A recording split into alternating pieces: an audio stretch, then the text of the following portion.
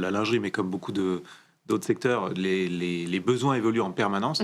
Alors peut-être une particularité, c'est que dans la lingerie en particulier, on voit que les grandes tendances suivent aussi celles de grandes tendances sociologiques et l'évolution de la féminité de manière générale. Hein. Si vous prenez les différentes décennies de l'après-guerre jusqu'à aujourd'hui, Ça a pas mal évolué quand même. ça a pas mal évolué, mais vous trouverez à chaque décennie des traits spécifiques qui sont liés tout simplement. Alors, à l'après-guerre, c'était l'émancipation féminine, tout simplement, et puis ensuite, plein d'autres tendances, et plus récemment, effectivement, un rapport au corps qui continue d'évoluer, à la fois vers s'assumer davantage, quelle que soit sa morphologie, à la fois vers plus de séduction, mais une séduction pas forcément tournée vers l'autre, qui peut être une séduction pour soi aussi, et puis en parallèle, la réponse des marques et des spécialistes avec des produits toujours plus techniques et notamment l'émergence très forte de la catégorie dite shapewear,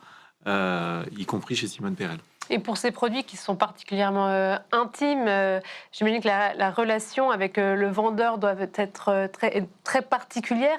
Mais en même temps, aujourd'hui, on s'attend à des parcours omnicanaux assez poussés. Comment est-ce que vous voyez ça? Comment est-ce que vous traitez ça au sein de Simone Perel?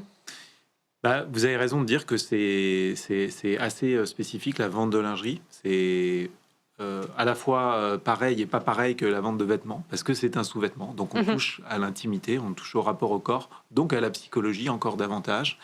Et donc quand on est, on va dire, une bonne vendeuse, on doit établir une vraie relation de confiance